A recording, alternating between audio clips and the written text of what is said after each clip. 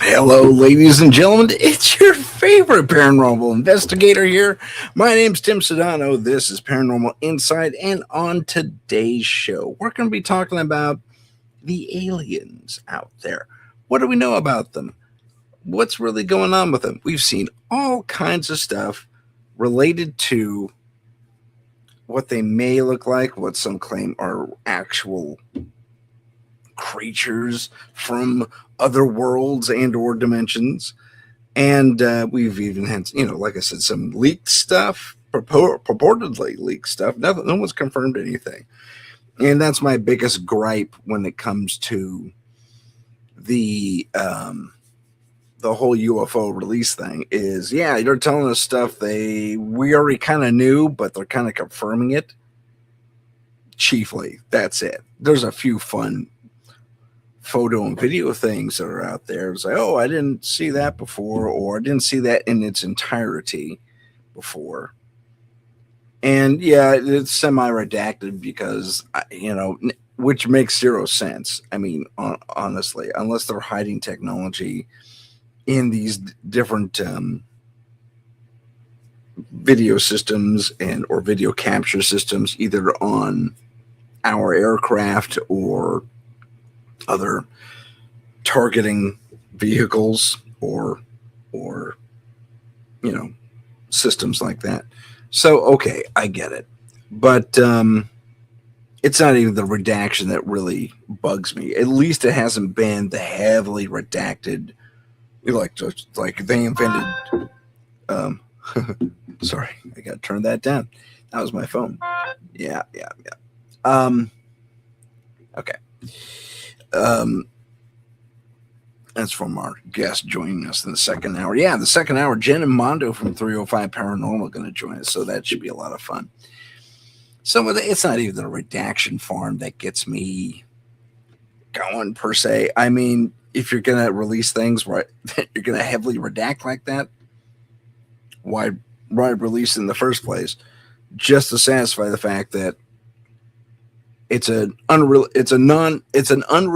release. That is to say, or rather, it's a releasable release, but it's a heavily edited and or redacted.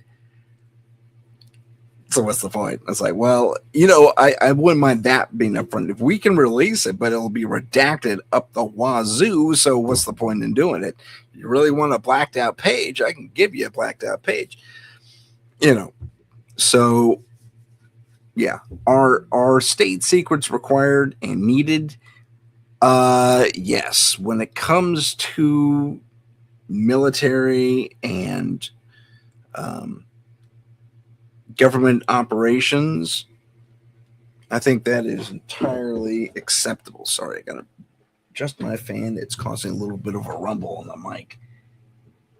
There we go. Okay. Yes, as I was saying, secrets. It's similar to neighbors and fences. Good fences make good neighbors, because not everyone needs to know your business. And we can kind of get into that if you really, really, really, really wanted to. But this is a paranormal show. I may start a current events show at one point or another, because I think we need to talk about it more than it's already being talked about. So more on that later. Big hello to all one of you who's watching me. You just popped in on the Paranormal Insight channel, which I do highly recommend you go to. It'll help me out too on the personal YouTube page. I don't mind if you go through the UFO Paranormal Radio YouTube page. That's fine. I can adapt those. They translate to my numbers, but it would be helpful if you were to come through Paranormal Insight itself. But however you get us, fantastic. That's good stuff. So let me briefly share with you a fun little graphic I came up with because we need to talk about the aliens. So, for those who are just listening to us, I am bringing, perhaps you can hop on YouTube later and rewatch this. Remember, go to the live section of YouTube because YouTube is having all kinds of extra fun with me.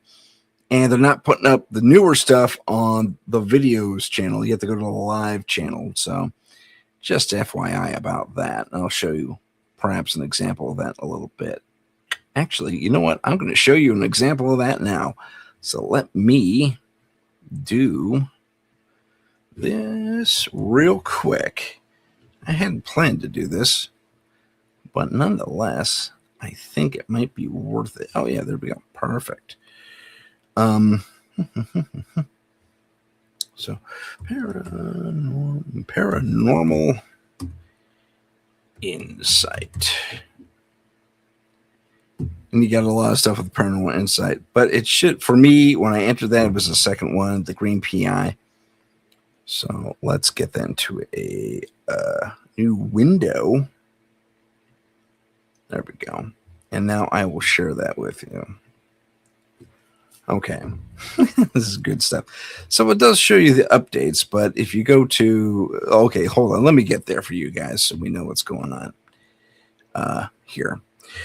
All right, so remove, add to state. Nope, got to change that again. That was a fun graphic. I'll bring that back in a minute. Hello to Heidi. Good day to you as well. Welcome to the chat. So happy to have you here. Again, folks, we are live, and if you want to chat with me or any of the other folks in the chat room, come on down. Wherever you're seeing us live, you're more than welcome to join us. So let me go ahead and share a screen here real quick, just so I can help you guys navigate to the right place. And this is what it looks like. You know what? I think I will work on that. Yeah, I'll do that. Okay, so hopefully you can see my cursor. So, you know, there's a few of my shorts, and there's a few of my videos. But if you look at my videos, it was from a year ago. All right, so that's not cool. But again, videos, the last one's from like a year ago. So go to the live tab, and there's the latest and greatest, the stuff we've done in the past, and it sticks there for some reason. I don't know why. I didn't get anything from YouTube, and I really don't want to dig into it with them because they tend to get a little political. So that's today's thing. We are live. If I were to click on this, you'd see me all day doing the weird robot thing. So we're not going to do that. But remember, if you visit us, it's Paranormal Insight at Paranormal Insight. Well, I don't know why they do that. I'm going to zoom in on that if I can. No, I can't. Okay. Oh, here it is. You go at Paranormal Insight there. That's us. And then you go to live and you'll see all the stuff we were live on in the past. That's the only way to see the newest stuff. Ta-da! Now you've seen it, and we'll go back to the actual show. I think. Add myself. Oh, I see. That happened. Okay, well, it doesn't matter. I want to show you this anyway. So let's go back to sharing that screen and go here. This is largely in thanks to, as far as putting together content and putting it out there for the world. This kind of comes on the heels of the David Grush thing in New Mexico, where he popped on and said a few things, and they're moving for disclosure in a big bad way, full disclosure in a big bad way. And these are the types they have acknowledged to a degree. This is an AI generated image. That's why the tall Nordic fella here is supposed to be Nordic. And I said that in the AI, and they gave me someone, Ragnar Lothbrok from Vikings, or maybe even Rollo, actual historical characters. P.S. So your tall Nordic guy, typically blonde, the little gray, the insectoid, the reptilian, although he kind of looks like a Vulcan there, but that guy is supposed to be a reptilian. And then David Grush in his latest thing mentioned, I think he's mentioned it before, plasmoids. This is what AI came up with, and it's kind of what I had in my head, but whether that's accurate or not is a completely different story. So plasmoids, okay. Yeah, bundles of coherent, intelligent energy. Some say that's what we are, riding the physical form. And perhaps these plasmoid entities have figured out how to exist as pure thought, which is pretty cool. Hello to Sherry. I'm doing well. I hope you're doing well as well. Wow, that could have been way better grammatically speaking, but I digress. I'm so glad to have you guys here. Yes, we are live. Thank you. Thanks for hashtagging the live. I appreciate that. Yeah, Sherry, I'm having fun with language today. So these are our 5 main characters, but there are more. So let me move ahead here in the nope. Okay, so more examples of Nordics. Another example of a reptilian, again with the pointed ears. I've never had the pointed ears happen. Again, these are AI generated images, so they're going to take a little bit of a liberty with the creative stuff. I think, okay, a gray. This is actually pulled from someone snuck something out, which I thought was kind of cool. And the one thing I like about him is his uniform. You don't really see it that well because it's black and white, but this is clearly a uniform. You can see the line for the shirt right there. Apparently, this is an image that was snuck out back in the 50s or 60s. And this is the doorbell cam alien. He kind of reminds me of one of the Xanti Misfits. If you've ever seen the old school Outer Limits, the Xanti Misfits were these, they're about that big around, and they had faces just like that, except they're this small. This is their whole body right here, and they crawled around like ants and stuff like that. Xanti Misfits, yeah. Cheaty McGreedy agrees with me on that one. But this is the doorbell guy, and he was poking around. I don't know. And then there's these guys which never get mentioned. And it's so strange because these are the guys I saw. Me and Charles Hall saw these guys and dealt with these guys.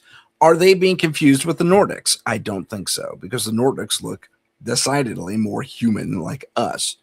These guys look like a hybrid between the Nordics and the taller grays, which we didn't really see an example of.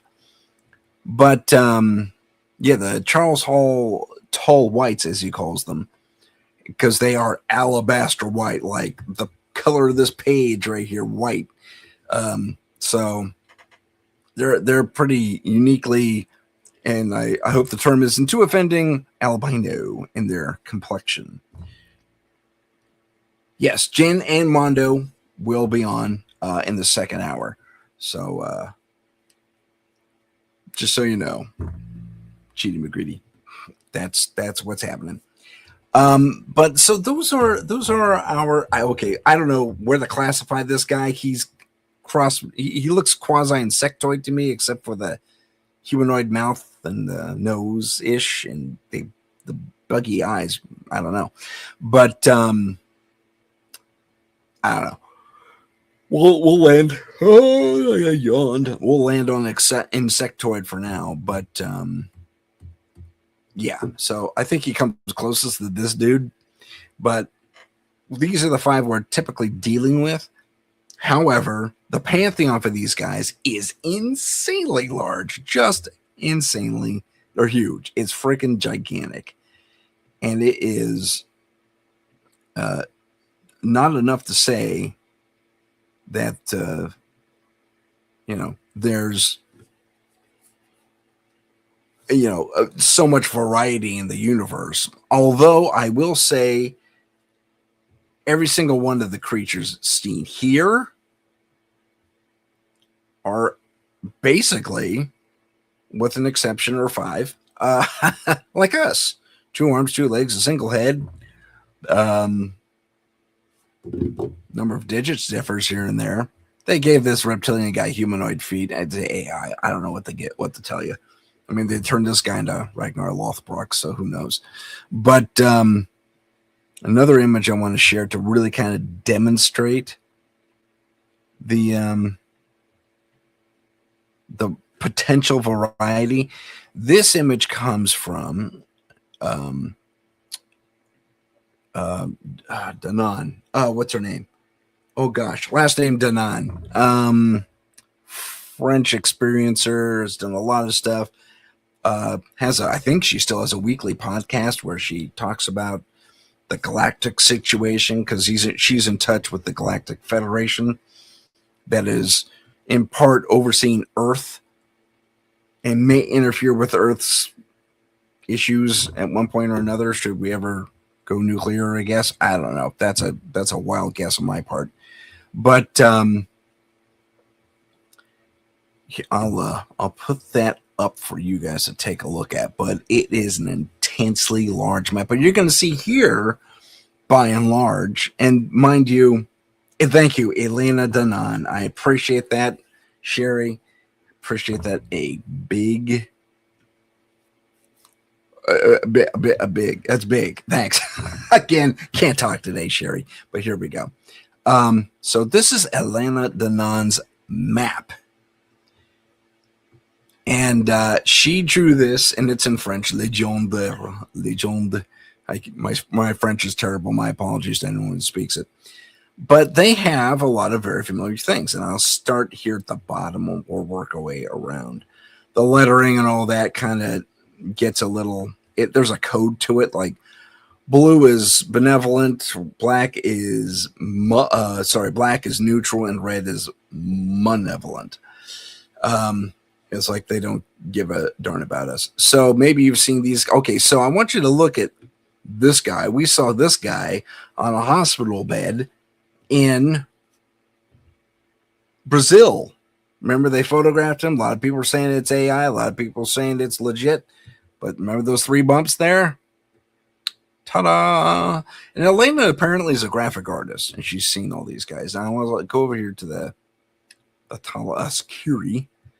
And I want you to take a look at those eyes and the wide bridge of that nose, the blonde hair. This is kind of looking like what I would perceive as a little less than what Charles Hall said. This may be an indication of a tall white rather than a Nordic.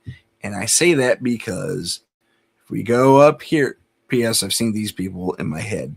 I'll go into that in a later time. But we go over here to a tall Nordic. Okay, and I dig that she includes the kind of starships they have. P.S. Dig that starship. I want one. That is right in line with something I'd fly around in. But I digress. But she has a myriad of things here, and you can tell there's some hybridization throughout. Now that, and there's humanoid stuff around. There's semi-ethereal people here who live in this case, the 9th dimension, which I found really interesting. So now we're talking about dimensional beings, we've been talking about dimensional aliens for a while. Now she gets this, and I would put this out there. These are also higher dimensional entities that came down in their old forms when they have physical forms, but usually they look like these guys here, these crystals or these floating globs of energy, and these are the plasmoid types, I think. Now, I will say again, she saw all this via her implant. She's an experiencer herself. She's a very good artist, but she also has a something. My French is terrible, but anyway.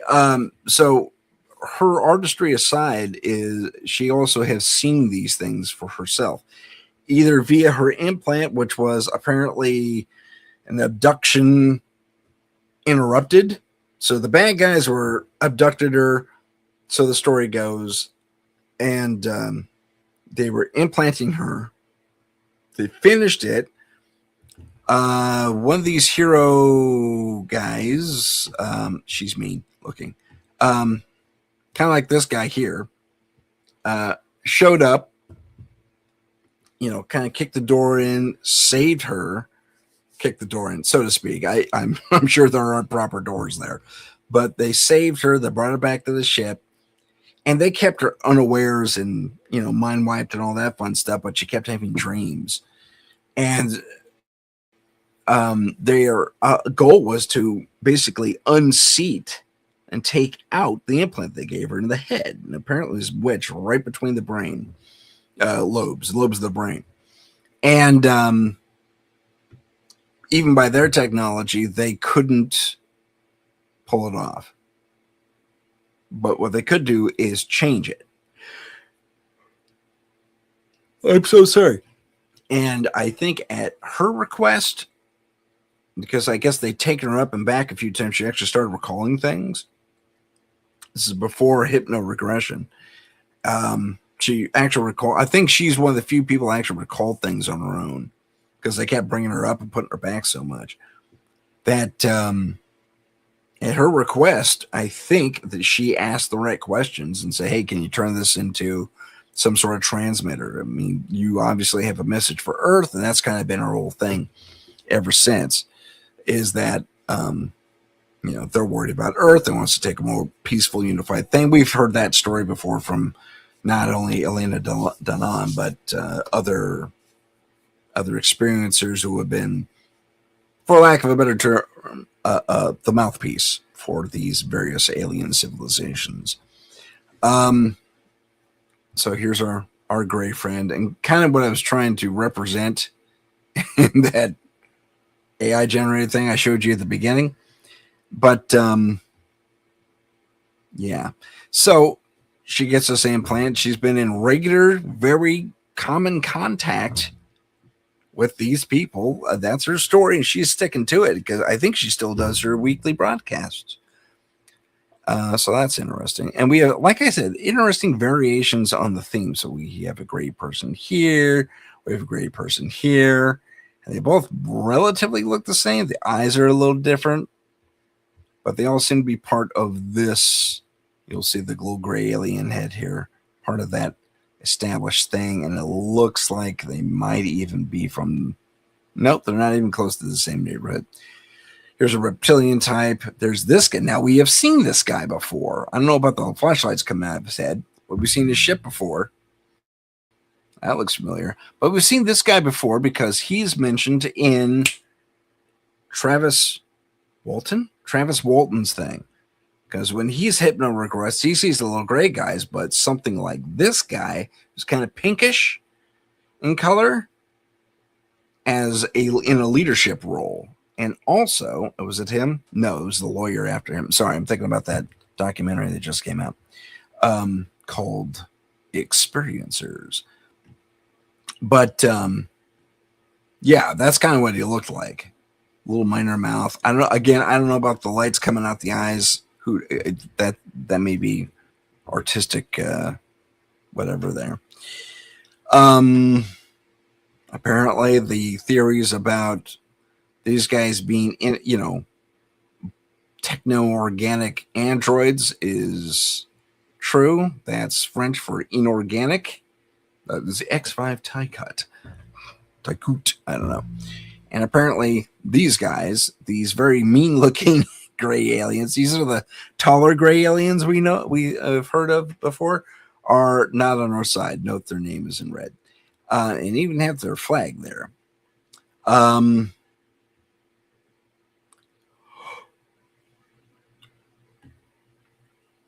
These guys are in red, and I'm not sure they have this Darth Maul thing going for them there. And I'm not sure I really want to meet them because their image would probably freak me out a little bit. But I'm not sure if these are people or like personal names, proper names, or if they're species names. But again, she goes on and on and on. I want you to look at all the wild variation. We've seen that before. We have pictures of that. We have busts, Egyptian and Mayan, descriptions of people with that kind of a head. So keep that in mind. I don't know why she's wearing a genie dress, but apparently she's seen that's what they look like. Humanoid. Those eyes look a little big to me. But again, look at them. She even goes into the reptilians over here, so the Dracos and certain people. And if you follow these lines down, we see what star systems they come from, which is pretty cool. I mean, it's so accurate. And if it's completely made up, kudos, man, because I think she called the ball on a bunch of different, what are those called? Extra, oh gosh, dude, you worked at NASA. The planets that are Earth-like or in the Goldilocks zones, exoplanets. Haha, I got there, exoplanets. So she called the ball on a bunch of exoplanets before, Earth science did, which is really kind of cool. And that, yeah, I think that's very, very interesting. Last week, let's see if I can find it here. It's really, really simple to find if you know what you're looking for. But of course, I'm blanking hardcore, and I'm looking for what's called the net, or reticula. So it may be called that. Pleiades. Okay, we're in around here somewhere. Anywho, it doesn't matter. I was hoping I could find a reticula because I wanted to draw those lines for you to the creatures that Betty and Barney Hill saw and all that fun. P.S. Betty and Barney Hill's thing has come under fire very, very recently. And the story is that they were card-carrying communists, which I don't really believe. But I wouldn't really look more insectoids. That's kind of cool. Those are straight up insectoids, these guys. And they're kind of semi-neutral. Some are on our side, some aren't. And they come from Mantis. M104 in the galactic or in our star field. Anyway, so they were called communists, and they were called this was part of and they were doing things outside the box, interracial couples. So they were watched heavily, apparently, by our government, and the whole thing was just a deep state trick. And they went even under retro hypnosis. They say, well, the hypnosis worked and reinforced what was put into their brains to cover up the truth in the first place, because the hypnotist, hold on, let me go big for this one, because the hypnotist, he was a army guy who helped PTSD laden soldiers, shell-shocked soldiers, as they called it back in the day, shell-shocked, helped them overcome their issues. And he would later be part of the Air Force, which I believe is true. Factually true.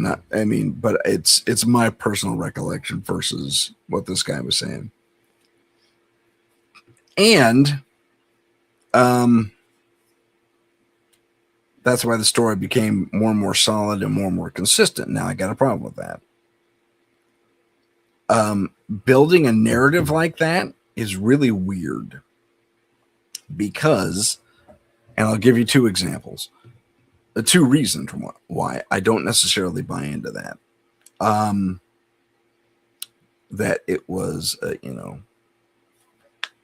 actually, I'll give you two conflicting points. I'm so sorry. So the first point in favor of that theory is that these advanced creatures used, and I've said it before, hypodermic needles. Okay. We here on Earth, that was 61 when that happened. So we here on Earth about 10 years later developed jet injectors given our level of technology, which basically takes air and pushes it, the plunger where whatever medicine or drug or whatever it is you want to call it is injected directly through the skin, Star Trek style. Remember Star Trek? Psst, right? Like that. So that always bugged me, that they used hypodermics. So that's in favor of that theory. I mean, kind of way out there. Why would such advanced beings need a classic needle and plunger? In favor of Betty and Barney Hill is the Pleiades star system map, which predated by, again, a decade. Which is a weird recurring thing. They were about a decade ahead of being discovered here on Earth, or being released, perhaps. But the complete picture of the Pleiades star cluster wasn't really fully realized or fermented by science. Realized until about 71, 72.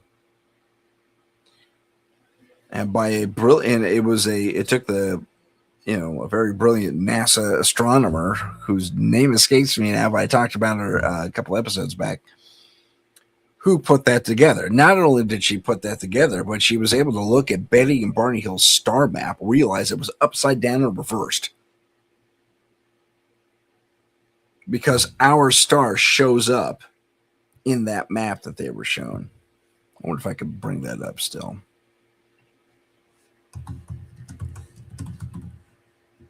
Yeah. Okay. Yeah, let me call this up real quick. So I will stop sharing. I'll read that. That's a downside of the system, man. I think I've said that before, but okay. So here it is. And we're kind of bouncing around a little bit. I know we're supposed to be talking about aliens, and we kind of are. But this is the map Betty said she was shown. This is a real map. No names here. Oh, so sorry. But there are names here because this brilliant astronomer figured out what they're looking at. And they're looking at it from a star system about, if we're looking at this together, this is relatively there, as far as the perspective is from a star system, pretty much as you see it, some maybe 26 light years away from Zeta Reticuli A and B. So again, Zeta Reticuli 1 and or A, you flip it and then you reverse it, and so their north is our south, so on and so forth. But you'll notice up here, and I'll zoom in on it. Believe it or not, I will zoom in on it.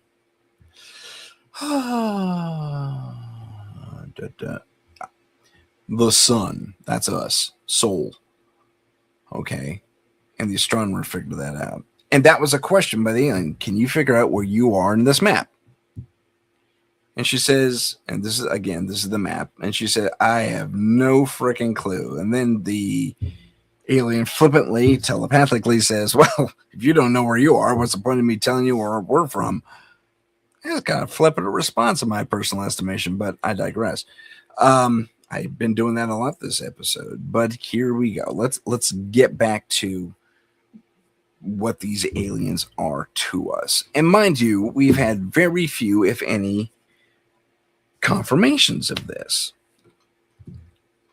But I do want to share one thing with you, and it just occurred to me to bring it to your attention. So please bear with me while I get this situated. But maybe I played this for everyone before. Let's just go there, man. I'm not okay. But there was a Hollywood producer. He's done some stuff, and he was talking about this, that, the other thing regarding an encounter he had, and this is with a Nordic type. All right, so he and it'll take me a minute to find it. I'm sorry. He basically said, "So I'm visiting this remote area. I'm somewhere up in, I think he said Canada. Don't quote me on that one, but I think he said Canada, and I'm staying with friends, and we're going to, I go for a walk, and I crest this little ridge and I go down, and at the top of the next little ridge, leading right not too far from the lake, I guess they were by a lake. He says." He says, "There's a very tall man standing there, blonde hair, wearing kind of draped clothing." And he says, "Why, hello there." And I think his name is Bradley. Says, "Hello, Bradley." And Bradley, who this guy is telling the story, says, "Oh, I stopped dead in my tracks." It's like, yeah, you're way over there. And I'm saying maybe 100 yards away, if I remember the story right. Again, it's better if he tells it, but I don't know. I can't see. Here he is. So, gosh, he has 3 of them too now. So here's hoping I get the right one. Is the director of Texas Chainsaw Massacre and the director of Poltergeist. You were scouting location. So we are in an area called Newhall Ranch. We're looking for a place where we can shoot our crop circle sequence, and we're having dinner or lunch or whatever it was. And I'm sitting with Toby because he's a friend of mine, and I said to him, "So Toby, you're finally going to have one up on Steven, because Hold on. Okay, so let me get this up here. I'm just making sure I got the right piece. But in fact, I'm going to go out and start this over because Spielberg's latest thing is actually kind of congruent to what's going on. But if it's not this, it's one of these 3 things. He talks about his alien encounter, but I think all 3 stories are worth taking a look at. So bear with me. Hopefully you can hear it. Okay, now okay, so I'm going to lower the mic. You can see the mic. There's my mic. I'm going to lower it over here so you can hear him a little bit better. And here we go. Close Encounters is based on a true story. Toby Hooper is the director of Texas Chainsaw Massacre and the director of Poltergeist. You were scouting location. So we are in an area called Newhall Ranch. We're looking for a place where we can shoot our crop circle sequence, and we're having dinner or lunch or whatever it was. And I'm sitting with Toby because he's a friend of mine, and I said to him, "So Toby, you're finally going to have one up on Steven, because I know he's very competitive with his buddy Steven Spielberg." And he goes, "What do you mean?" And I said, "Well, you're going to be the first one to put a crop circle on film." And he hasn't done that yet. And he's like, "Yeah, I'm never going to beat Steven in that category." And I go, "Well, what do you mean? Why?" And he goes, "After Jaws, he was like really big deal. And he got approached by some guys from Naval Intelligence or something, and he came and offered him a deal. And he got all sorts of information. I mean, Close Encounters is based on a true story." And I was like, "What?" And he said, "Yeah, I mean, E.T. too. Like, he got access to a bunch of really like interesting case files and stuff." You believe that? That's incredible. That is amazing to me. And it's not, as I call it the next thing, I'll try and be a little more diligent about how I get this information out there. But yeah, that's I think that's incredible. And it is not the first time I've heard that at all, because I think I've relayed this story before. The Hollywood producers have been tapped and had their finger on the pulse and vice versa with the intelligence community of the United States for a very long time. A lot of our predictive programming stuff comes through those channels, and they're more benign than you might think. Sometimes it's straight up being in a room. I mean, there was an operation in place for a while where Hollywood directors and producers and intelligence folks would literally get together for like pizza or cards or something along those lines. And the government guys would go, okay, we need some out of the box thinking about how to deal with this scenario. And they were just the way that Hollywood guys tell it. And that's somewhere in my very large archive. Digging for it would not be prudent at this point. But the story basically goes, yeah, so we were approached. I'm sorry, that's my mic there. We were approached and we just need people to think outside the boxes with the intelligence guys things to say, because think tanks and our military guys are just too disciplined to come up with very basic solutions to these potential issues that will crop up not only on the national and international stage, but potentially in the stellar and interstellar stages as well. Especially, and this is, I think we just achieved the moon landing. Yes, I know not everyone believes in the moon landing, and I will say it 1,000 times and make this 1,001. If you get the right kind, not the right telescope, but telescope with the right kind of magnification, you can actually see our equipment up there. Yes, it was filmed by Kubrick or someone very much like him to, as far as filming a person, because you don't want anything to go wrong. But I want you all to take a moment and watch the film slash hidden plain sight kind of thing, which kind of explains how that all went down. The names were changed, but the operation was basically this, although I don't think it was on the same base. It wasn't on Cape Canaveral. That doesn't make sense. But so there was a stage set up somewhere way in the back of an airbase somewhere or something like that, where they did stage and plan to stage the moon landing. But Sherry's here. Yay. Oh, your phone went wonky. I'm sorry to hear that.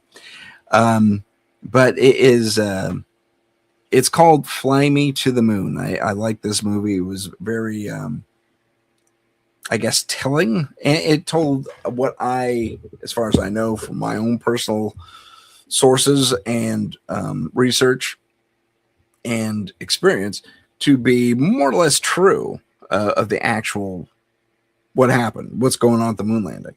A lot of people think, oh, look at how the camera moved when they lifted off. Yeah, it's called radio control, and was way more advanced than people gave us credit for.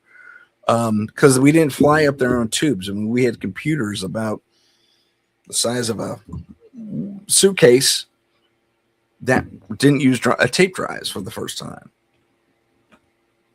That was there. Because if you visit the shuttles, not the shuttles, I'm sorry, the LEMs that these guys landed on the moon in, and they're barely there. There's not a lot of room for sure. You have to be kind of like this, and you have to be a beanpole to be in there. I think I'd be too big to be astronaut material unless we're flying the space shuttle. But for those days, you had to be really like 0% body fat type of thing. And probably not that, but I mean, anyway. So, but you'll see a lot of components are missing from those LEMs.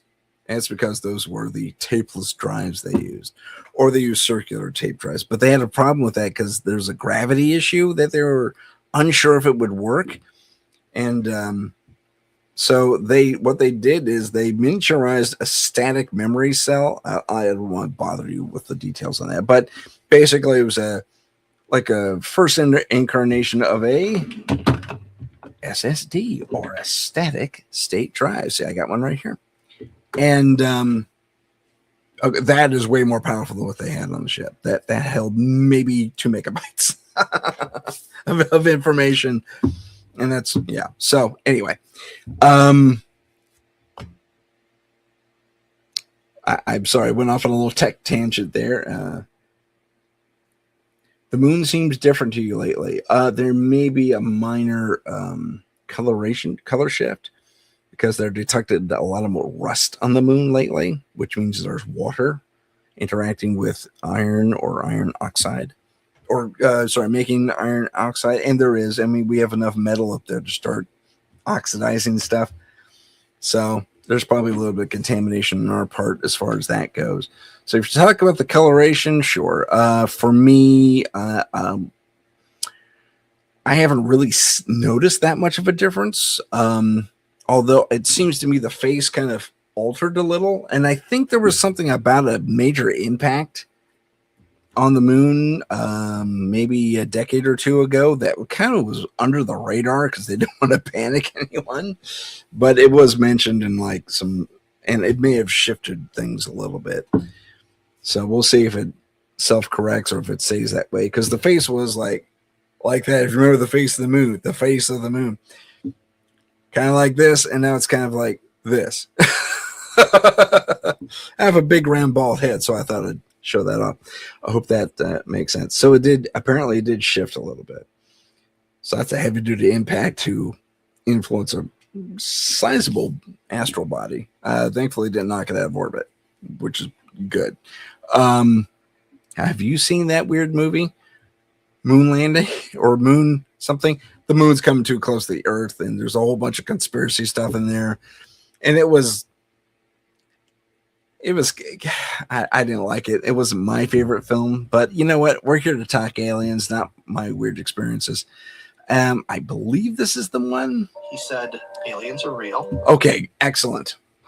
This is the one. All right, so let me go back out, and we're going to hear from this guy again. Who is this guy? You might be asking. Let me figure that. This is Brent. I said Brandon before. His name is Brent Friedman.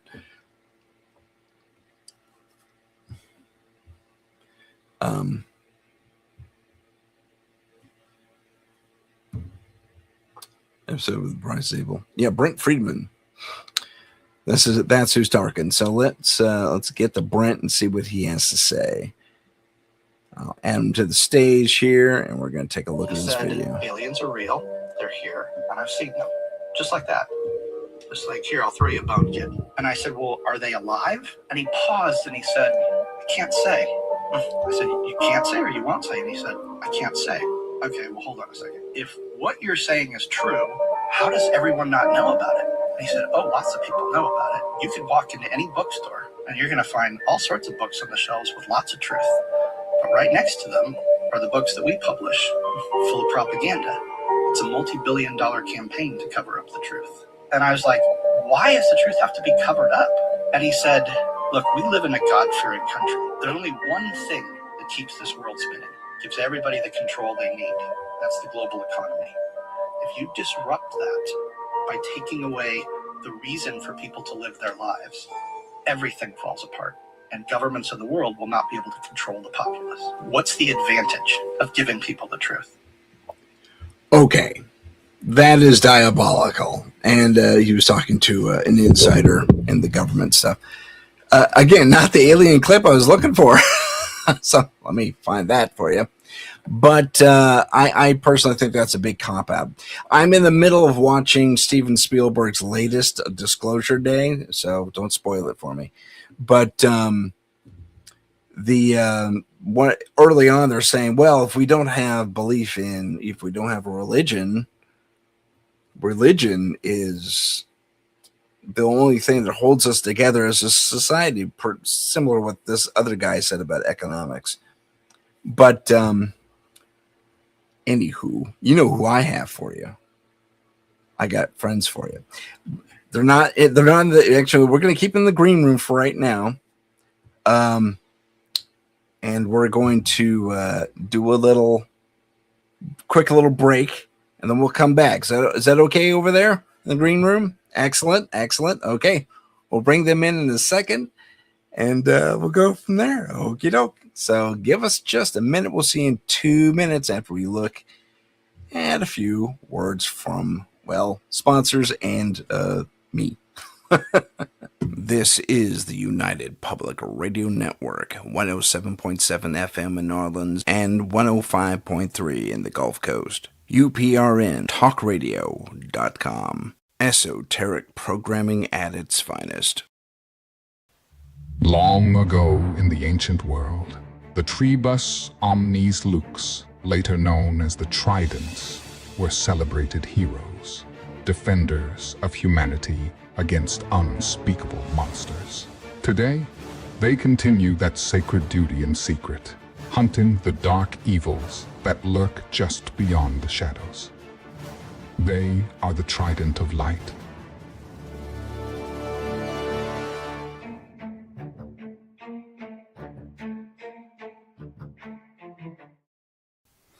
Introducing Story TV, enabling true creative freedom for independent creators.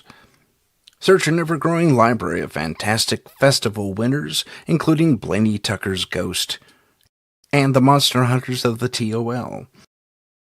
Free to enjoy at lower resolutions. Pay $5 per month for 1080 and full K presentations to support the artists you enjoy. Your monthly contribution actually goes to the filmmakers themselves. Support independent film. Support Story TV. Check out our Patreon. Get deeper behind-the-scenes insights. Also, tips into being a better paranormal investigator and other fascinating content. Follow us on Instagram at paranormal.insight. Stay informed on upcoming shows, see what paranormal trends we're following, and help us reach 50,000 followers by liking, following, and sharing. Don't forget to follow us on YouTube at paranormal_insight. Click the live tab to see our latest videos. Welcome back, ladies and gentlemen. My name's Tim Sedano. This is still Paranormal Insight. And joining us from Florida is the one, the only 305 Paranormal team, Jen Mondo. I think we just have Jen right now, though. Hey, Jen, welcome. Hey, Mondo's he just walked in from work, so he's changing his shirt. Okay, let him clean up. That's cool. How are you? I'm doing well. How are you? Good. They Jen and Mondo were kind enough to have me on their show last week or this last weekend. So that was a blast. We had a lot of fun. Yeah. That was cool. But we're talking about aliens this time and the various characters in this narrative. I don't know if you've been following along or if you just popped in. Here and there. I was here and there. You got a life. I get it. Got life to live. Not that you guys don't have a life. You're more multitask oriented than I am, though. So if I'm gonna watch something, I'm gonna sit down and watch it. That's all I'm saying. I was looking at you pulled up a map, and I thought that map was pretty interesting. I don't know. Yeah, that's Lena Danon's map. That's pretty cool. That's all from her apparent direct connection with alien beings, the Nordic types apparently. But that's cool stuff. I wanted to play this clip, and maybe we'll get your opinion on it. This is, I just forgot his name, Brent or something like that. And he's been telling us little stories about what he encountered when he sat down with an intelligence guy who said, well, we can't, there's lots of people telling the truth already. You go to any bookstore, and maybe you saw this clip. You go to any bookstore, tons of accounts of actual UFO things. Oh yeah. And then right next to that is a bunch of books saying this is all hokum. That's us. Yeah. We're doing that. That's a $500 million with a B dollar counter campaign to all that. Which is just unnerving. And the thing is, they cited economics. I'm in the middle of watching Steven Spielberg's Disclosure Day, and they're citing religion as the very tender glue that is holding all this together. And I'm calling BS on that big time, because at least for the most part, I would say that, it'll just be another news day. It'll be big news, but I mean, I don't think the world's going to fall apart. I really don't.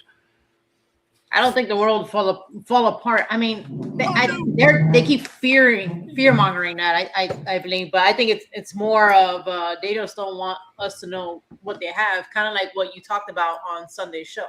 Yeah. You know? Oh yeah. I mean, they've been testing this stuff. They have, I think I talked about the. Well, maybe I didn't on your show. I've talked about on this show a few times. Where they were talking about. So there was these security guards at Vandenberg, and so they're walking their patrol. I overheard this while I was at NASA. I was in the commissary there, and I usually don't go to the commissary, by the way, back then, but this time I did because I forgot to pack a lunch. So I sit down, I get this mediocre roast beef sandwich, and I'm doing my thing, and I hear these two guards talking. Now we had just switched. As far as our military support went from Navy to Air Force. So we just switched. And the Air Force guys they came in for them. They came in at the perfect time because NASA administration just agreed to sell beer in the commissary. So everyone was woohoo about that one. I think wine too was offered. But, in moderation, you can only have one beer per customer. They had rules about it, but that's beside the point. So these guys are talking at the table behind me, right? And I said, "Did you ever hear about the Vandenberg UFO?" No, I've heard there's been UFOs sighted. This one guy says, and the other guy, no. This thing happens on the regular. And it's like, really? Yeah. I heard about it from, and he mentioned my CO doing something. And he says. He warned us about it. It's like, okay, this is off the books. You may see this. And what he describes is these two guys are on patrol. And I know we're talking about aliens, but I wanted to tell the story real quick. No, I mean, it's related. So we're on patrol, and it kind of leads into something else I want to talk about. So they're on patrol, and they're walking toward the back end of the base. And there's a few warehouses out there. There's like an auxiliary tower out there, and there's not too much, but enough to be, to include their patrol and also check the fence perimeter. And so they're walking along, and they kind of get this weird little feeling as they walk through the certain section, and suddenly it's there. They look up, and I'll see if I can find a picture as I describe this. They look up, and they see this long, maybe mile. It was long. It was cigar shaped, and it had a little teeny tiny American flag on it compared to the rest of the ship. But there are these dudes and I can't remember if they call them Mississippi carts, but they're those long flatbeds that are. Sometimes they're motorized, sometimes they're hand pushed, but they're huge and they carry a lot. And they pile a lot of cargo on there. And these dudes in Soko suits, head to toe hazmat, right? White hazmat suits are pushing these things along from this one little loading area into a warehouse around the corner. The doors are like half open. They have the two doors, and you can open one side. Well, that's what it was. They push it in, and then there's this whoosh, blue flash from inside. Then up on the ship, there's a corresponding whoosh, blue flash inside this little, I don't know, hangar bay, I guess you can call it. But it looked like a deck at the lower portion of this ship. So let me see if we can find that real quick. And they, it was so cool. So they said they have their own guards and stuff around, just kind of doing this thing. There's nothing on their roster, nothing on their memos, nothing in their briefings about this activity. So it's secretive, obviously. And they are kind of, taken aback, and they hide a little bit. And so they watch this happen, and then they say, "Oh, okay, wow, we got to report this." And so they kind of back up. They get that funny tingly feeling all over them. And whatever they were looking at suddenly disappears behind this cloaking field that apparently this ship is emitting. Because once they step back, they can see nothing at all. It's not there. It just looks like the normal deserty environment and the runway and the rest of it. So, for whatever reason, it hid just the ship and just the people. Everything else, maybe it was a holographic projection. We don't know. And he goes on to say, and we report this, and we get told. That's when we get told the story. Or no, that's when these guys get told. Oh yeah, we've seen that before. They've been doing it for a while. This does not go in your logs. You do not report it. You report it to me. That's the end of it. And if you discuss it, bad things may come your way. So they're scared off it. And apparently this is a recurring thing at Vandenberg. Every once in a while, someone walks through this cloaking field and sees something akin to this. And I'll put up. And so like the people that walk there and kind of unknowingly run into that. Yeah. So see this ship up here? That's kind of what it looked like. There's the teeny tiny little American flag. And there's a loading bay right there. And this is exactly what they described. Is that crazy or what? So, and it's about the size of an aircraft carrier. Like oh wow, as big as a ship? Aircraft carrier, yeah. Oh wow. That's freaking huge. It's huge. Yeah. I mean, compare size to like, let's say like the Tic Tac UFOs. Like, do you think this is bigger or? Oh, this is way bigger. Yeah. The Tic Tac was probably about the size of the F-18 they pictured right here. Okay. So anyway. So I actually bring that up because it kind of ties into, well, it doesn't, but let me finish this guy's with the story this guy was telling in the thing, because I was at the end of that before you guys popped on. So let me share that with everyone else real quick.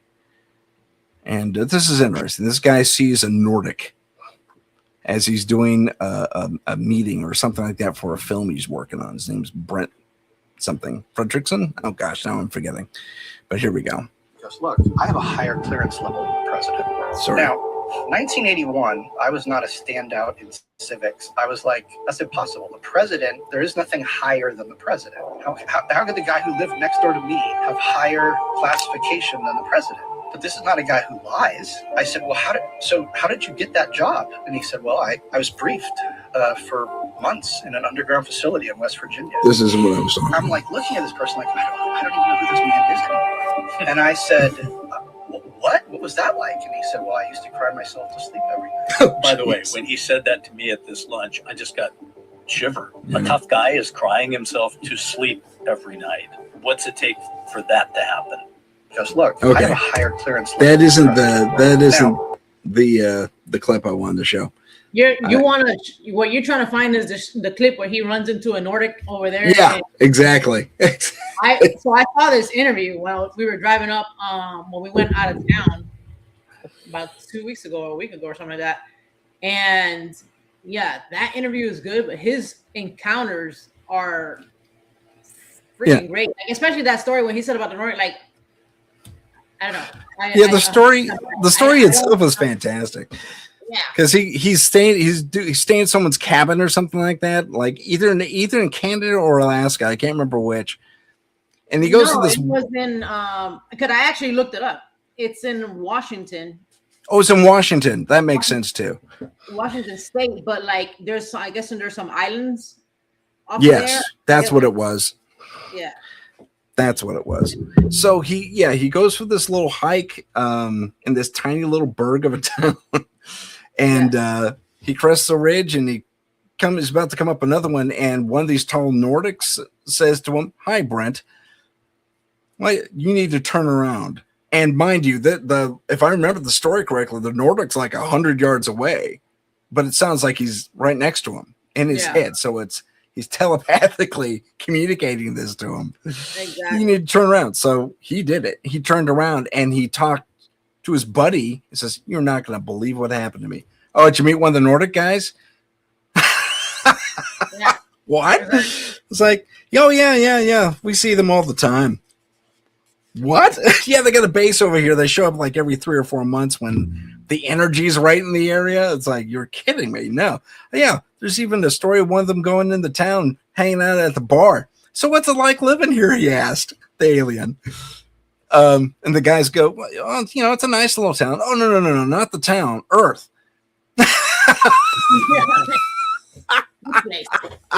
I wish I could. I'm not doing the story justice, but holy crap, that's just amazing stuff. So, getting back to my my little fun slideshow, I started out with a.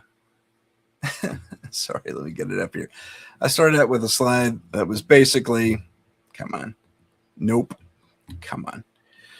Are we having fun yet? While you're doing that, so people can look it up. It's Orcas, like orca whale island in Washington State. And so when I heard it, I looked it up right after that. Yeah, because you look at it and it's beautiful. So it's gorgeous. Like very foresty and just like, it's an island surrounded by water, and like the shores look. I mean, it looks like something out of that. It looks kind of magical almost, to be honest with you. I'm not gonna lie. So I could see how that would be a perfect hideout for any being. Oh yeah, for sure. Yeah, but I don't know if you saw David Grush's latest thing in New Mexico, where he was part of that. It was like near Dreamland too in New Mexico, and it's their little. Someone there was doing some, like, I guess the local government was doing a speak out kind of thing, tell us the truth. And Grush was asked to explain the various aliens by one of the partners. Well, we've heard about the greys and the insectoids and the reptilians, and this is AI's version of what they look like. I don't know why he looks like Ragnar Lothbrok, but he does. The Nordic guy. What is that? World of War. Yeah, for sure. They look that's what I think of. He's supposed to be in a spacesuit, but this is as close as I could get. Again, AI did not do its job, but these are the 4 or 5 main guys. So they got the Nordics, the Greys, the Insectoids. That's supposed to be a reptilian, and the Plasmoids. Mm-hmm. So, which are pretty cool because they're condensed fields of thought without bodies. They're just floating brain energy, basically. So, would you consider the Plasmoid? Well, people say when they bring up a category, would you consider them ultra terrestrials instead of extraterrestrials? I would say, well, apparently they occupy various dimensions, or can occupy various dimensions. So I guess, the first one comes into play for those guys. And Elena Danon's map kind of points to these types of entities too, that she has become aware of. But yeah, I mean, I was saying before that, sorry, I got to do it this way now. That's another Nordic idea. This is kind of, they're all female for some reason. I don't know why I did that, but it did. But this is what Brent encountered, basically. Here's another example. And the reptilians always have pointed ears. I don't get it. This is apparently a image that was sneaked out to the public. And I love the fact that he has a little uniform. You notice the line on the collar there? Yeah. That's kind of cool. And then here's the bug alien doorbell guy.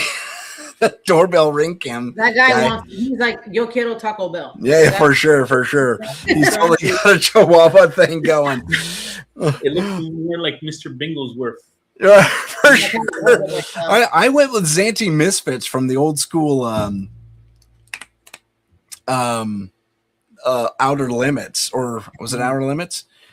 And basically Xanti Misfits were these oversized ants that had faces just like that. And they couldn't destroy themselves for whatever reason. And but they look just like that. They're about that big. So something tells me that's a movie puppet. And I think I've seen that in a film before too. So I don't know. And then, okay, again, insectoids. This is closer to what most people report. And then there's the guys I actually saw myself, which are Charles Hall's Tall Whites. This is from his book. This is what he described to an artist. And I saw both the child and the adult. but the adult was female. This one looks more male to me. Had a hint of a breast under her robe. She had these Jedi-like robes she was wearing.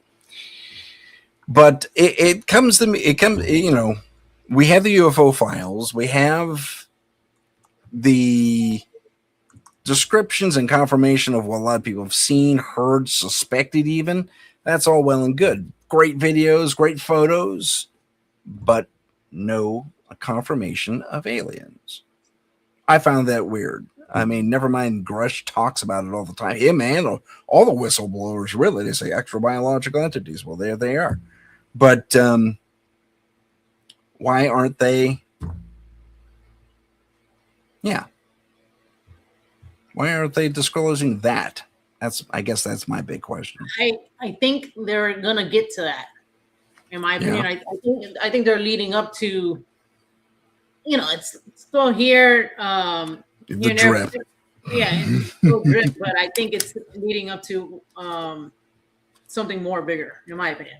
I know. I think now, from what I saw, was I think they had Trump be okay with the previous, I guess, government employees talk now and not have to deal with their NDAs. So yeah.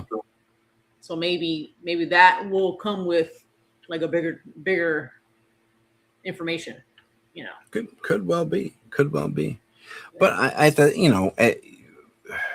well, and the thing is too, like if say they do come out with everybody's, from my opinion, from what I seen online, because I like to read people's comments or whatever, like it's either you're damned if you do, if you're damned if you don't, because they'll be like, well, that's BS. I don't believe it. How come they didn't come out with that before? Well, we're doing it now. You wanted it before, but now we're doing it now, and then you're still not going to buy it. So, right. For sure. We got a question about plasmoids from Polar Knights. Welcome to the show, Polar Knights. Thanks for joining us. Can plasmoids be the borderline ghosts? Borderline ghosts. I think they might be borderline orbs, if I'm being honest. They could be ghosts too, but I mean, from my experience, most ghosts have a personal connection to those they're haunting or to the places they're haunting. Where do you guys stand on that? Yeah, I would say I wouldn't classify them as the ghosts. I would say more orbs. Yeah, more the orbs, the orb beings that people are seeing. Yeah, they seem to be a little more universal and like everywhere. Yeah. I encountered an orb myself, and I didn't believe that to be a ghost at all. I thought it was whatever it was way higher intelligent being for sure. Huh. Interesting.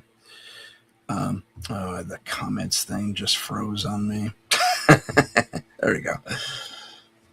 I love ghosts. The level of energy need to manifest must be insane. Oh yeah, for sure. Oh yeah. Yeah, that's an interesting point. I mean, I would assume that to manifest would require. I mean, isn't that kind of the thing with battery drain and all that too? That just the energy. Sucks up all the energy in the room to make it happen. Yeah. That's interesting. That is an interesting point. But then you go to places like under the abandoned insane asylums across America, the famous ones even, or even the less famous ones. But where's the energy coming from there? So they must be drawn to. There must be something concentrated, like underground, some geological thing they're able to tap into. But water. I don't know. Water. If you get the right amount of quartz under a given location, that's pretty conductive. Especially if you have iron in the area too, and then you have a natural battery right there. So I mean, that's crazy. I have a thing I use myself. Sometimes I pull it out. A power plant, This is cool. EM pump, and this one has quartz in it. It has actually 3 different crystals in it. It has clear quartz. It has amethyst, and I forget what else. And it works pretty good. That's cool. Yeah, it's Right. very And you use that to power your equipment, or is that just to feed the just ghosts? just sometimes depending on where I investigate, I'll throw it on just to experiment, see if it actually ramps up the activity or not. Okay, gotcha. So you're I mean, feeding the ghost sometimes energy. it does. It kind of makes it gives it like a eerie feeling for some reason. Yeah. Spirit. Okay. You instruct Spirit to use that instead of draining our batteries and stuff. Smart use that. move. Drain that thing. I need the link to where to get that because that sounds like a. We got you. Yeah, we got you. Okay, thanks. I didn't really read this one. Maybe they tap into the quantum entanglement. Yeah, that could be drawing power and energy from the multiverse. That could very well be. And whether or not it's a natural thing or something they learn on the other side of the veil, as some people call it, I couldn't even begin to tell you that. But it seems I don't know. Some people just seem to get the hang of it right off the bat, and others, spirits, I should say, and others take a while to manifest. It just kind of depends on the person or the entity or whatever. But the relationship between ghosts and aliens sometimes gets a little muddy, especially if you're dealing with the interdimensional types. And Alinda Danan actually goes into them to some degree, with not only with her drawings and such, but with her writing as well. And so I think that does kind of lead us to kind of have to talk about that. Is there a direct correlation to one degree or another between supposed ghost activity and alien activity? My personal take on that is that we are there's too much of a wall there for me between the two different types of encounters. Only because I would find, or I have found in reading, not via experience, but any alien activity that has to do with walking through walls, for example, usually has a technological premise behind it. And it's fascinating because we've heard those abduction stories where there's, they're awakened by a bright light in the room. The whole room lights up, and the walls go absolutely sheer right down to the studs. And these aliens just walk in, grab the people, and are gone. Yeah. So that level of intelligent interaction, and even going so far as to immobilize the person, yeah. Is I've not heard that happening in ghost encounters. Have you? No. I have seen myself. So I seen one time like waking up, and that's the only thing that's kind of like as similar was one time I was waking up, right, and so I was kind of like still in like that little like weird state. Yeah. And on my wall in the room one time, it was like how you would say like a bright white light, like a big hole there, like if it was a door there. And then I kind of like looked and I like snapped out of it, like it went away, but it mimicked the door, and there's a door right across from in the room, right in that same area. So I don't know. I think that's just, to me, paranormal wise, I think that was just like more spiritual, something spiritual related. I don't. It had to do with ghosts or UFOs or, I just think that's more like in a spiritual realm. Period. But I've seen ghosts go through a wall, I think. Oh yeah. Yeah, but not take people. Yeah. No, yeah. Well, yeah. The immobilization never happens from not only what witnesses say and what I've observed. Sleep paralysis. Sleep paralysis. I mean, that's the only thing that could be similar.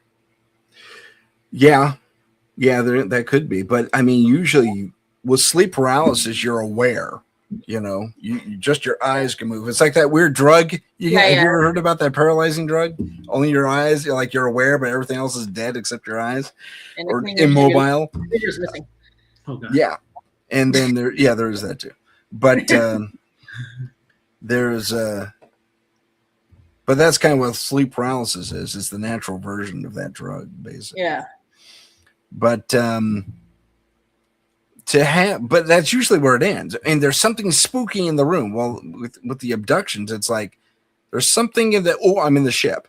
It's just I'm here and I'm on a table. exactly. I'm missing my liver. Like Polar Nights, no. But thank you for the compliments. Are they father brother? I am a father, just not her father. Oh, that's interesting.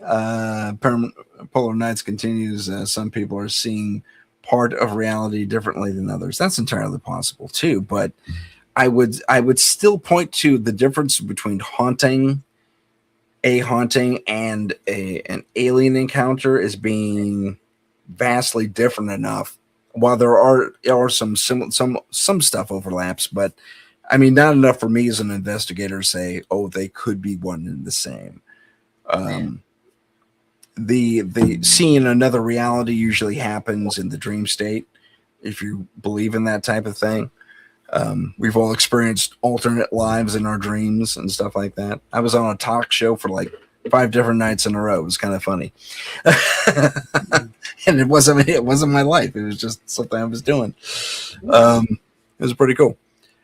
But do these things interact with the alien world? For me, no. Like I said, there is a definitive wall, and maybe I'm wrong, but I mean, I'd like to think there's an M theory that kind of, or a paranormal M theory that kind of speaks to all of this. But I think there is a differential between the two different things, even if we are dealing, two different experiences, rather, even if we are dealing with the paranormal in general. Let's briefly talk about.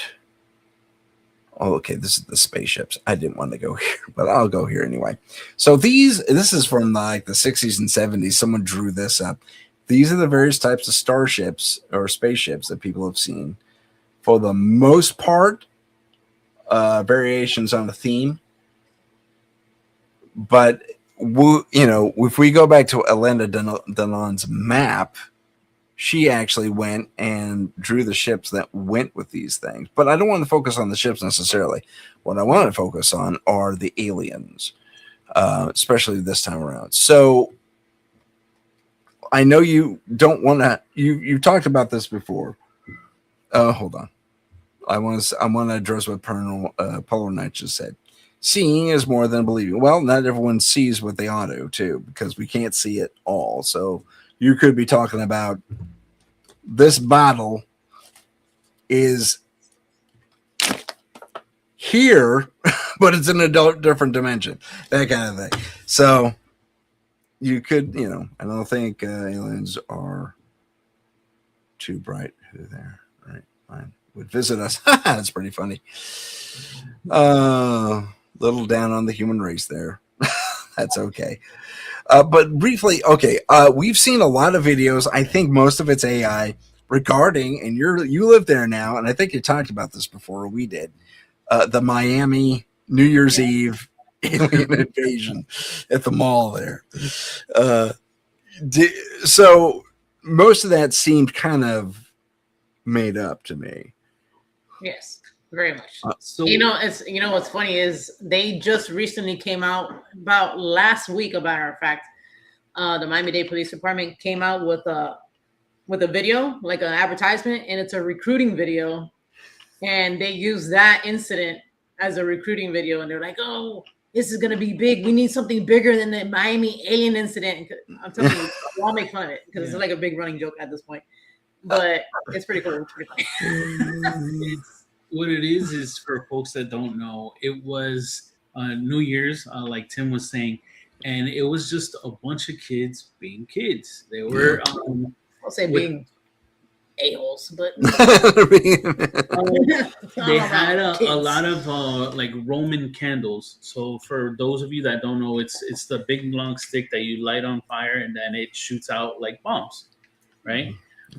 So they were just shooting Roman candles, which, disclaimer, please don't do that to yourself. You might shoot yourself in the eye or something like that. I don't advise you do that. Coming from you. but they were shooting each other, and it just got to the point where the authorities had to get involved, and they were already pretty much there, being that they were security detail literally a block away from the New Year's celebration that they do there. So they were already in the area. Yeah, and that being so loud, that pop, we even get that on so for the Ring app, and if you have a Ring in your house, you're gonna use the Neighbors app, and we get that notification all the time. Did you hear that? It sound like gunshots, and it's not. It's literally like fireworks. So that's what people confuse it as. So immediately they're thinking active shooter. Yeah, and that's a big tourist spot. You do not, especially on the day like a holiday. That's what really they're most worried about, because you got the crazies out there. And that was a chain reaction to such a big police presence, basically. Yeah. Now, it was a very interesting, I guess you can say, extraterrestrial alien story that same year. I'm not sure if you heard about it, but it was a flight that was coming from the Bahamas to Fort Lauderdale. And that trip is only about 65 minutes, so like an hour and 5 minutes. Yeah. So as they were flying back from the Bahamas to Fort Lauderdale, and it ended up being on Channel 6 News and everything. So as they were flying, the pilot and the passengers, they noticed what seemed to be like a sphere-shaped aircraft that was flying with them for 45 minutes. So almost the whole flight. Yeah. But it changed. They seem to say that it changed colors from white, different shades of like green and blue, but mostly white. I don't know if it was to kind of like mimic the background. Oh yeah, like to blend with the sky and the clouds. Right. Makes sense. So now they had seen that for 45 minutes. I would get spooked being stuck in the plane. Where are we gonna go? Well, you're rolling tape on that too, So to me, that's more credible than what the other incident was, and I think you were even showing me like some people like editing it to make it seem like it was like rocket launchers, like the kids had rocket launchers. Yeah. And like people just made up edits and just to poke fun at that. But the footage I saw was, and I'm not even sure it was the same scene, because it looked like it was inside a mall, but it didn't look like the Miami Mall, at least from what I saw of it. Yeah, I've seen some footage there and there's these 8 and 10 foot tall aliens marching along, and everyone's running from it, but they seem so out of place. In that they looked like they were cut and paste in, that type of thing. And there was a lot of artifacts in there, and a little bit of airbrushing here and there. It just didn't look right. Here and there. If you're a fan, the best way I can describe it to you, if you're a basketball fan and you happen to see, let's say if you're a Lakers fan and you see the Lakers playing the Miami Heat, and they show like the arena where the Heat play, Bayside is literally right next to the Miami Heat's arena. I see. So what your tall dudes walking aroing wouldn't be unusual. They'll be wearing basketball jerseys, right? Right. Trying to see more clearly. That's interesting. Polar Nights makes an interesting point. I don't know that I necessarily want to dive into that right now. Maybe toward the end of that. I'm going to mark it though as something to hang on to. So, have you guys ever dealt with any UFO cases on yourself? Cases, no. I wanted to experiment and see if, actually, the only thing I can say I've experimented on or with is it's called Paranormal, and that's like a program. It's a live stream on YouTube, and they put it on like at random times of the day, so you can go on there, and it's a live ITC session that you can do, that you can conduct from your phone or the laptop or whatever.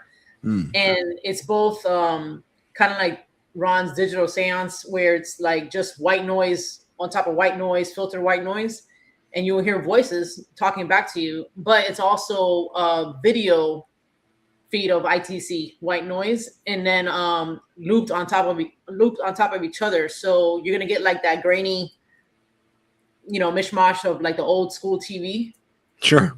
All right. So I've done that before where I was doing a session for, I was experimenting. I was doing a session for somebody, Farah, one of our friends, Farah, and she had a cave system in behind her house. And she thought something weird was back there and it was killing her livestock. Mm-hmm.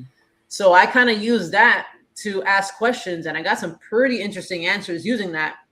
And whatever it wasn't like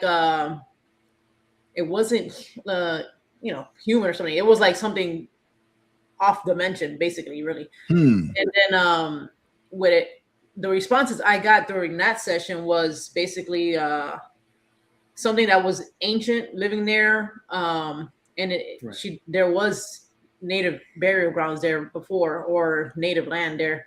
It said this, whatever it was guarding the land. It don't go inside the caves. And it mentioned her chickens, which was really weird because that's exactly what it killed. Oh, jeez. And then another thing too. So with the at least the video feed, every once in a while you'll see like it looked like an alien face will pop up. So this I have used that a couple times, and you see like some type of just like you can either see like a human face pop up. Sometimes it looks like an alien face pop up. So I believe like they can manipulate that, and they're just in the consciousness or the ether somewhere, maybe responding back. But I've seen that. Yes. Okay, that's good. Yeah, please ask your question, Polar Knight.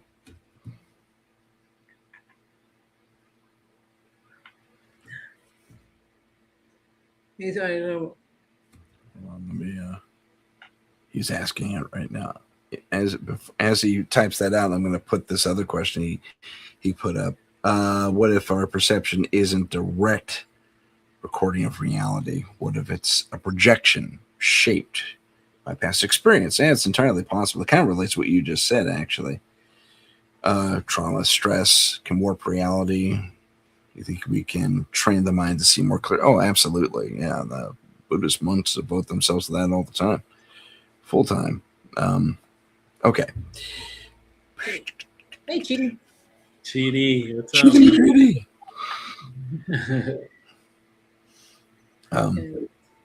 Let's say a ghost is pre-English.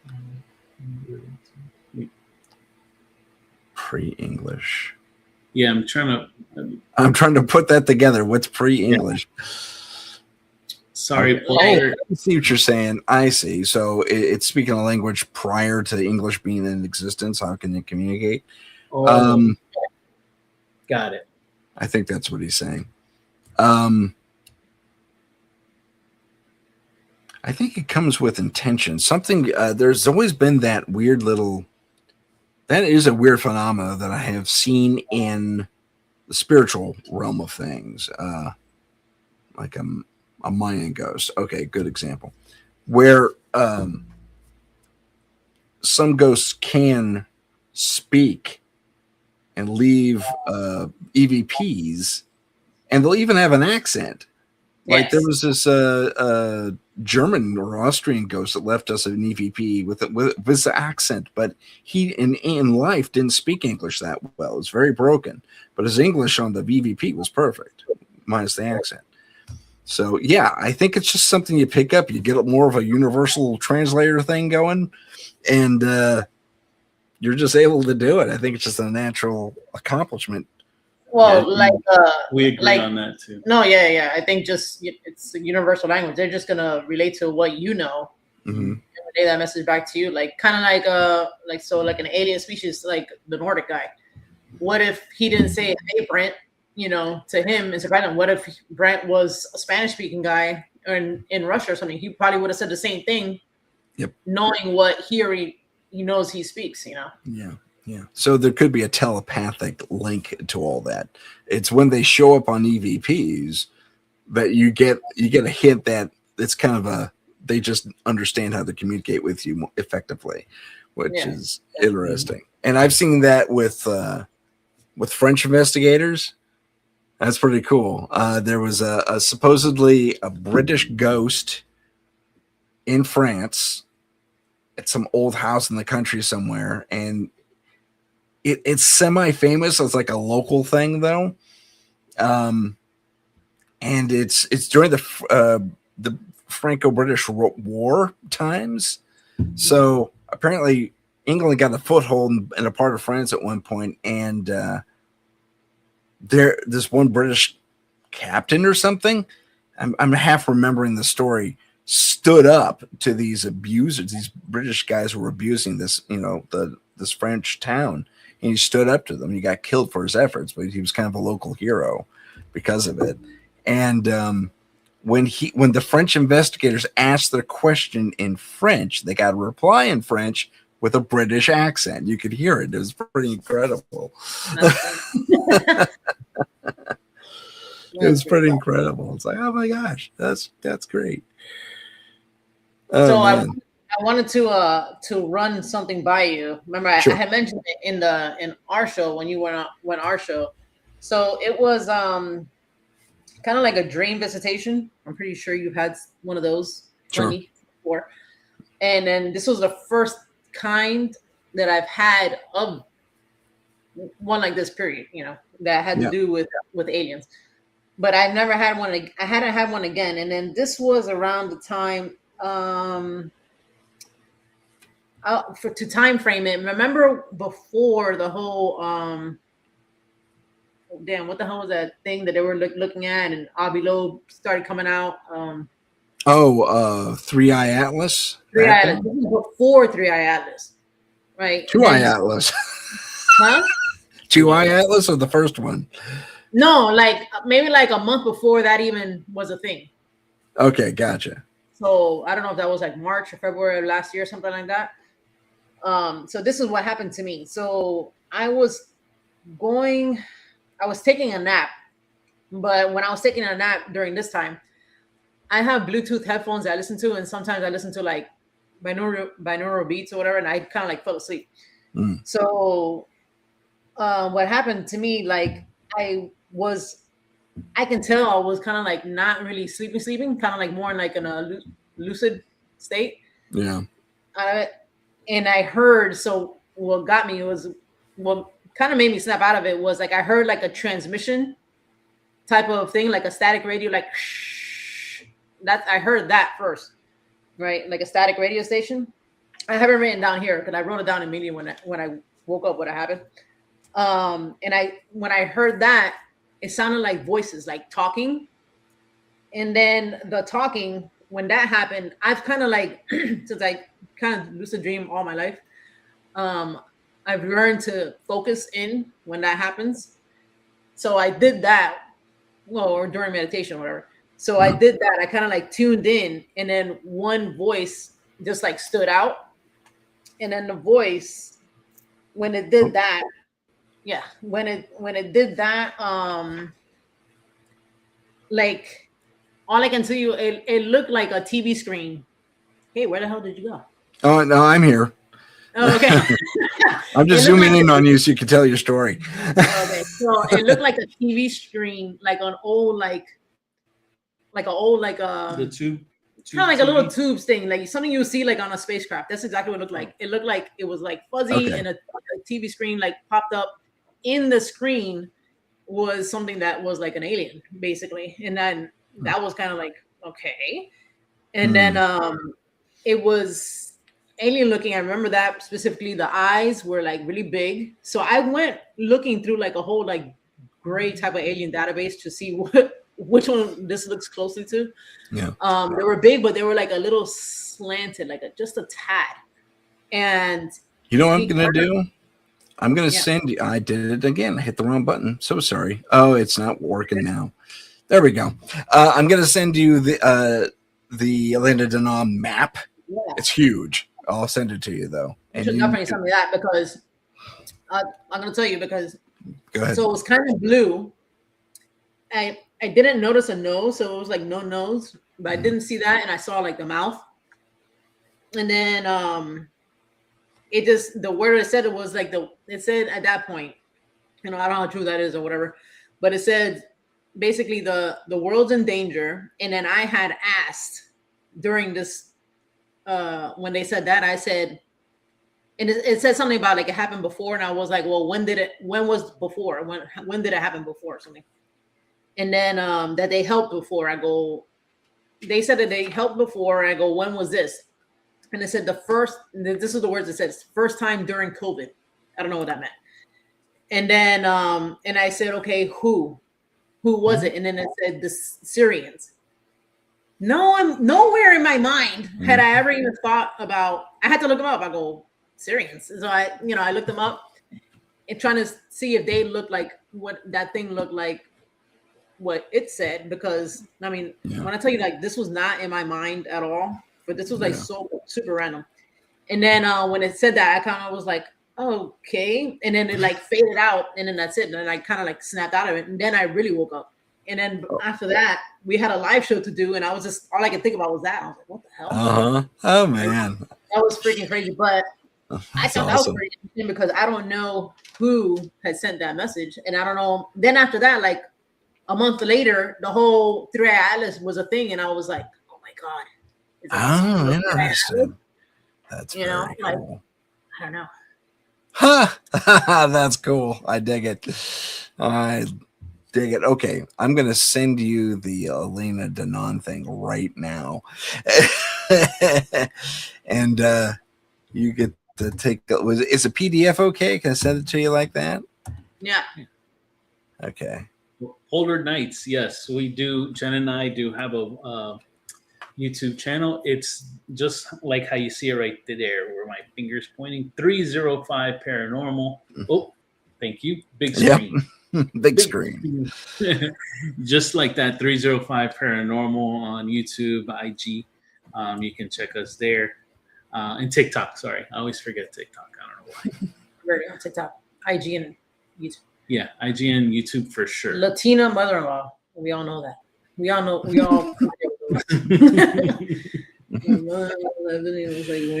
Oh my god! I think that was like a good thing for a lot of people. For sure. Okay, it'll be coming to you in a little bit. It's kind of a big file, so. But it's send down an email, right? Yes, and it's going out by email, so it'll get to you in a little bit. It's about a third of the way processing the image right now. And I have a pretty fast connection, but there's so that's coming your way. Okay, go ahead. No, I was gonna say I wanted to show you also something I found. I thought was kind of interesting because it looks pretty convincing. I mean, not saying that all the random like videos online you see are legit or not, but if it's an example of like an insectoid that was found. I think it's the most like kind of looks like legit. You know what I'm saying? I don't know. Like it would. Do you know where it is? Do you have an example of it? I mean, I have a window I can like present it. Okay, let me close my thing and then I'll let you present it. Absolutely. So go ahead. Let me see. Dun, dun, dun, dun, dun, dun, dun, dun, dun, dun, dun, dun. And so the email went through, by the way. Okay, good. So I don't know. Put that. There you go. You got it. Okay. I'm gonna make it big. Okay. I don't know. It has volume, but there it is. There. Oh yeah. There. Oh yeah, the skeleton they found in the yeah. I have seen this. Yeah. And like what's interesting to me is like the back of his head. It's kind of like elongated. You know? Yeah. But this is in like Russia or something. Yeah, this was in Russia, and I don't know if it's like it looks like insectish to me, but it kind of reminds me of those mummified ones they had in Mexico. It has a weird tail. You see like that weird ass tail it has in the back. Yeah, kind of protrudes out. I would poke it with a stick because I'm not touching that. Yeah. I'm not. when I poke it with a stick. What gets me with this video is like the eyes creep me out because it's almost like it's still it's not as it's open, but it almost looks like it is actually looking at him. Yeah, almost. It kind of gives me like that weird feeling, like it's like dying, but like looking at him like, bro, stop poking me. It didn't. Yeah. like Stop bugging me. It's dying. Like I'm that. looking at him right now. Yeah, that's creepy. That's gnarly. That is gnarly. That's pretty cool. Thanks for sharing that. There you go. I thought that was pretty interesting. That okay? Why can't I get rid Awesome. of it? Thank you. Thank you. Appreciate that.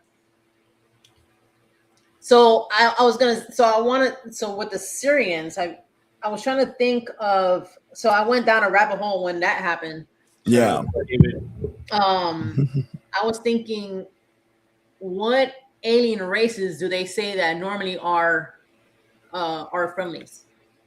So they say the Nordics are, right? And then yeah. I was trying to go down to see which ones are helping us. You know. Right. What'd you find out? Well, I was gonna say, does that map have that by any chance or no? Yeah, it does actually. Can you remove your thing from the what's it? It says kick you out, and I don't want to kick you out. There you go. Perfect. Yeah, let me call up that thing again real quick. So I did send this to you.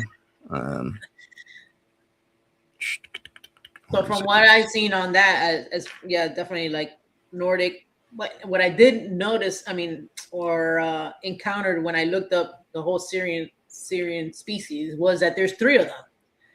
I didn't know that either. So, and then there's one that's like not the friendly, and then there's 2 that would be. So this is the gigantic map. It's just freaking huge, and it covers various parts. Like the Lyra star system has all these dudes in it, which is crazy. And then there's the rest of the night sky, which is here. And she has lines going to where all these guys are from, which is just freaking crazy. But you were talking about, were you saying the Nordics? Well, yeah. I got 1 or 2 examples of those guys like over here-ish.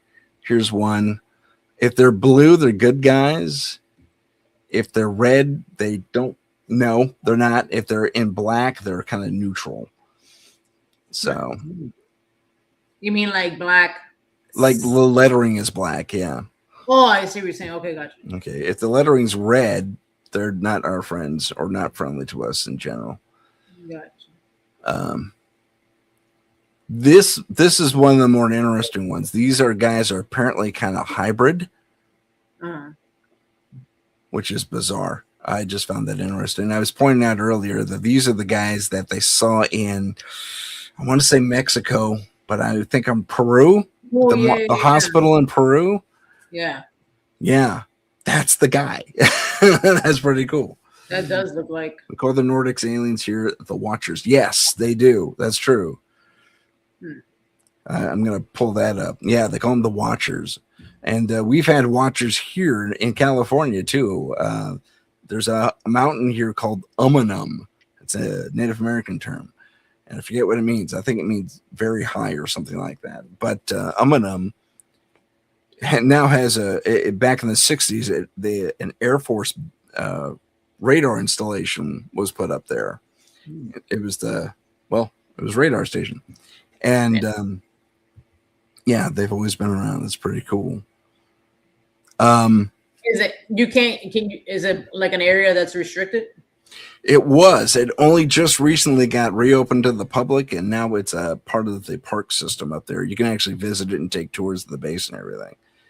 But they all these national parks that they have the restricted areas that they have military in them. Yeah, you gotta wonder why. Yeah. Well, there's a few things about that, but yeah, if you go look, I just sent you this so you can look at it for yourself. Yeah. But there's all kinds of humanoid types, and a lot of them look really familiar. If they got the mixed letters like that, that means they're kind of 50-50 on whether sometimes they're good to us, sometimes they're not, that kind of thing. And everything's in French, so you may have to run it through a translator. But I can actually chat GPT to make it in English. Yeah, But here's our reptilian friends with the wings, and they kind of look demonic. Mhm. It's kind of interesting. They come And what is from. that green symbol? Like, One more time? say, like, you see, like right there where your cursor's at. See how it has like no right there, like that green. What is that? The green guy right here. Yeah, like the green. Yeah, okay. Let me show you. There's a legend down over here. It actually goes into the Empire Siakar or Siakar. So apparently these are different alliances of these various star systems. The Council of Five, the small species of the small gray, species of the grand gray. So they're the taller grays, yeah. Yeah. And then if you here's a legend. If it's blue, they're on our side. They're benevolent. They're neutral if they're black, and if they're red, they're malevolent. And that took a while to translate. Let me tell you, I had to, you know. Oh my God. Hey, are you the blue or the red kind? Yeah, we went the blue ones. Blue one's good. And there's some interesting things she makes to. Well, okay, so there's the X-Files metamorph. Apparently, is an alien type. You remember that? I don't know if you watched X-Files, but there was that guy who lived under, like, in various weird conditions, and he changed shapes all the time. Yeah. Apparently, that's an alien type. And then there's this guy, which I found extra fascinating because this guy is the guy. It's the exosuit, actually, that the aliens wore in Independence Day. Yeah, that's exactly what you say. That's exactly what that is. Will Smith was like punching. Exactly. He punched in the face. Yeah. Welcome to Earth. Yeah. He likes hitting things, doesn't he? Well, you know, they say that they drip kind of like info in movies. Yeah, sure. I mean, we've seen a lot of these dudes. Exactly. So there's this guy who kind of resembles the dead guy that we just saw. Kind of. It kind of does, actually. Kind of. There's probably a closer version somewhere in here, but her detail is amazing. I mean, can you take it for what it is? You can, but I say take everything with a grain of salt because there's always a little bit of embellishment here and there. And how does she encounter these? Because she channels them, or what was it? She more than channels them. When she was abducted as a little kid, the bad guys. I'm not sure who in this pantheon of characters put an implant in her brain, and when she was rescued in the middle of this process by the Nordic types, and when they tried to remove it, they realized they couldn't.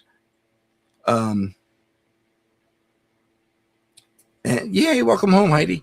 Sorry, when I got wow, polar nights. I've been ignoring you, dude. I'm so sorry. You have so many things to say. I'll get to that in a minute. But so instead, I think by her request, if I remember the story right, she says, "Well, since it's transmitting information, can I talk to you?" And so they rigged it. They tinkered with it a little bit, and now it's a direct communication device with one of these Nordic guys and their team. And so through them, they have described these things, and apparently they're able to transmit very, very, specific things, including what things look like and how they operate and what their ships look like. Because if you look carefully, they show you the creature and then what kind of ships they have, right. Which is pretty cool. That is very cool. Yeah. So, but yeah, there's a myriad of things. And this is just the Orion star cluster, and where all these guys are from. Just crazy stuff. Just amazing. And like the avian guys are here, which is kind of cool. See, that actually, one right, you know what? That one looks more like that thing. This guy here, that looks like the one that was on the ground. Yeah. For sure. Which guy showed up on your TV or on the screen? Yeah, so he had like the typical type of, how like alien, like a gray look, but the eyes were not skinny. They were like really big and more like a slant. Okay. A little slant to it. Did we see him? Kind of like this guy? Was it like this guy? It kind of looked like that because he was very wide. Okay. Weird. It That's did kind of Mm. not with the. Okay. It looked more like the one on top. Yeah, because the tail. Over here. This was very thin, like just like that. Okay. Too Huh. low. Okay. Okay. That's And I pretty cool. see that one. I would have to like look that one up. Probably Translate that. I guess I would translate the whole map in English. And see probably what- just the things, because I think most of this is how it's pronounced phonetically. Oh, true. So illum might be illuminous or illuminated, but I think most of it is as is. The only thing that required translation on my part was all this in the legend, all that stuff there. So something to, if you want to translate the rest of it, you could see if there is a French word in there, you should be able to pick it up. Yeah, But I'll try that. Yeah, I'll go through that and see which one closely resembles it because. you know Yeah. what? Polar Knights asked a very interesting question, and I have a very interesting answer because she actually included it here. Oh. And the answer is yes. This guy right here, if you see this creature, he's apparently an android, inorganic, which I'm sorry, my French is horrible, but there you have it, inorganic. That guy's an android or techno-organic. One more time. So he's like a bot. Yeah, it's a bot. Yeah, full on, but it's techno-organic, so it has biological elements to it, but it probably has like a more computerized brain or programmable brain, even though it may be biological. Which is That's what I've heard of different theories saying that grays, they're not even I guess I don't know if it's a smaller grays or which ones are they, but they the little are ones. Yeah, the little they're ones, right? But they're programmable. not even. Yeah. Apparently, they're just programmed androids, very well programmed androids. So much Yeah. so that some reports have said that a couple of them have gone rogue and self-aware, like AIs, and they want rights and homes and the whole thing. But there's another gray guy here for you to look at. But again, and there's your elongated head. That looks familiar. We've seen that on Egyptian stuff. So interesting with the Egyptians, right? And that type of, and a lot of, and in Hindu, because Hindus religion, they I think they believe more in like other species. One is there's a French, I think it's French, as a matter of fact. I wish I can go over there and like sit down in one of these lectures, but there's a group in France that also does some type of ITC work where, I forget exactly how they do it, and I haven't come across his page. I have him on my Facebook, but I haven't ran into him in a while. But they're French people, but I just like look at their videos. Yeah. And they do something where same thing like a visual ITC, and a lot of the people that they get on their visual screen, a lot of them have like the dot, like a Hindu dot, but they look so much kind of like the one that you showed, but like maybe like with a dot. A lot of them look like some weird type of Egyptian person, like very like old.